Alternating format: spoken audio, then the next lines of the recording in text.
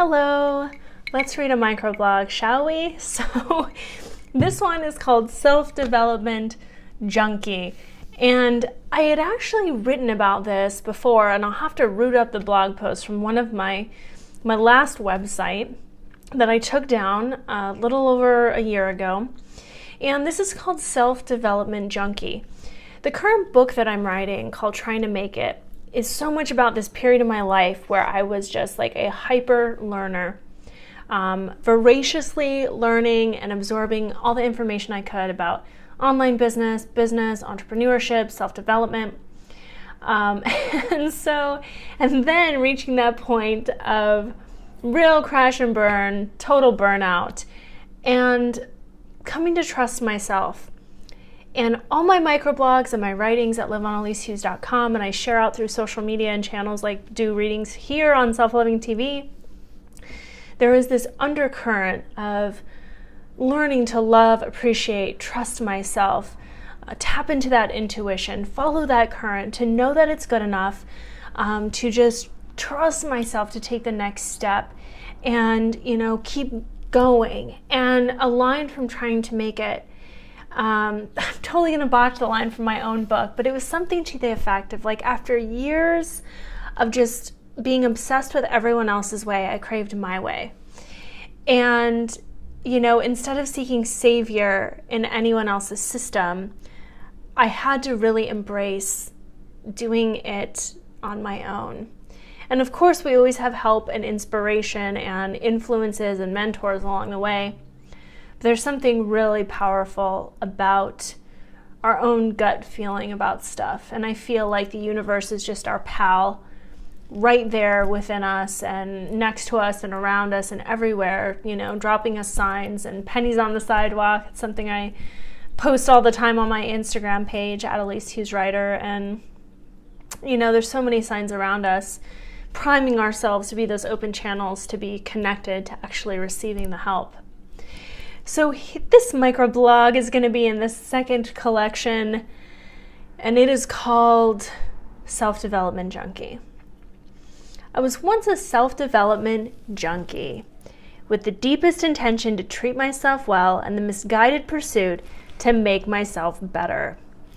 In that very goal, having to be better than I already am, exists a chase and a mild disappointment from how exhausting that feels.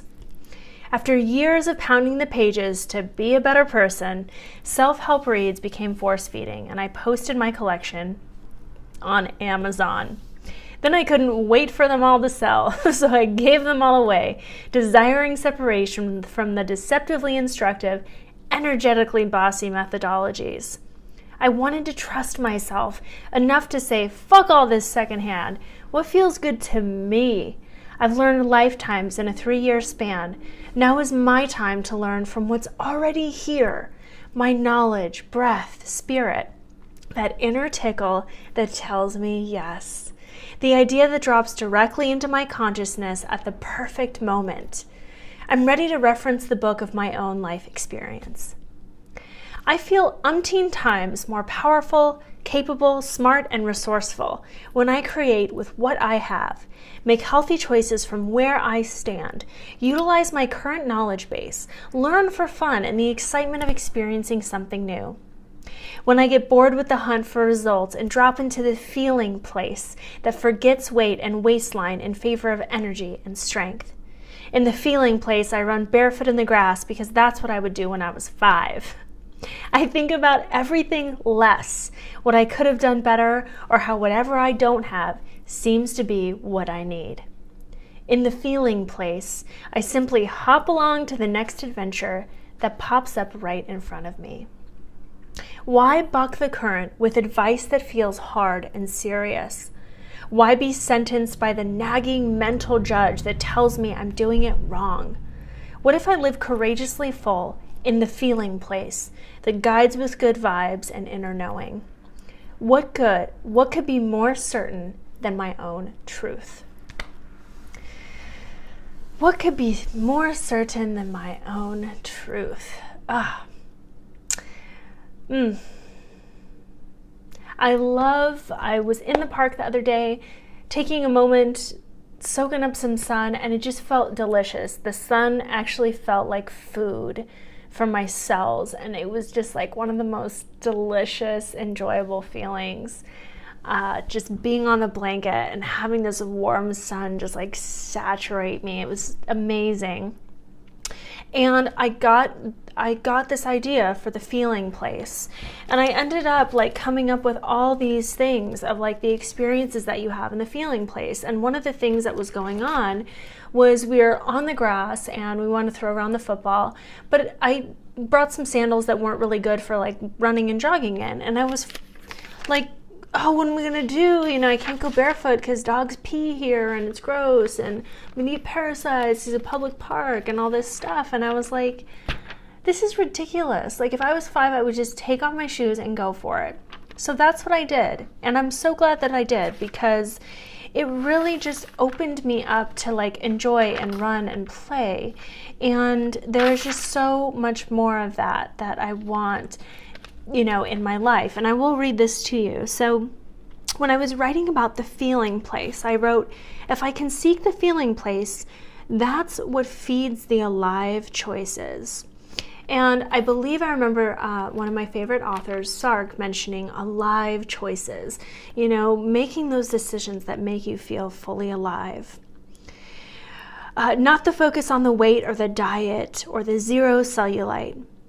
Everything responds to the fully living choices, like taking my shoes off in the park today.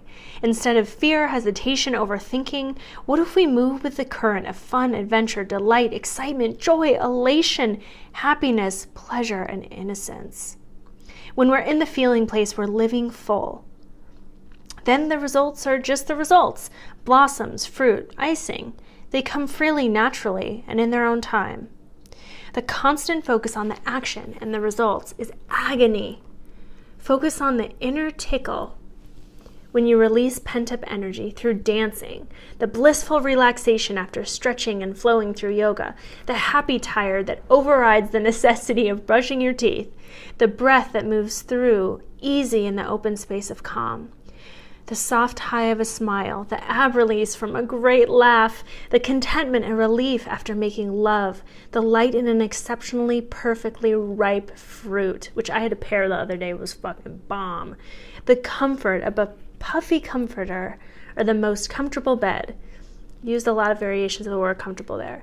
The flooding inspiration or memory elicited by a song, the click of a powerful insight, idea, or writing, the accomplishment of a project completed, the permeating beauty of a brilliant sunset, the entertainment of a great movie, the release of a deep cry, the sexiness of an outfit that fits all the right places, the happy of a genuine smile, the nourishment of self-care, the fulfillment of giving, the abundance of paying bills, the confirmation of compliments, the worthiness of receiving, the satisfaction of eating.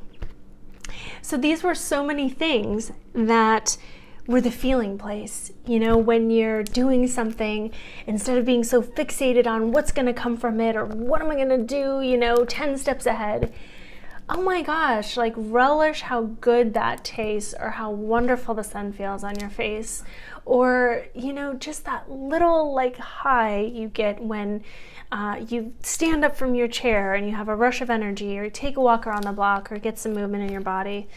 And I really feel like I tapped into something there with the feeling place, because I have been one over the years to be, you know, really want to grip the goals really tough, and I am just like loosening more into the flow of life. And so giving all those books away and kind of trusting and finding my own path and tapping into that feeling place has really changed the game for me. So would love to know what you think, how you're doing. Always leave me a comment. I always love to hear from you. And all the links, all my usual spots are down below. Probably next week, I'm going to be sending out the monthly book excerpt from Trying to Make It. So if you want to enjoy that, you can join us in the email community on ELYSEHUGHES.com. Talk to you soon. Bye.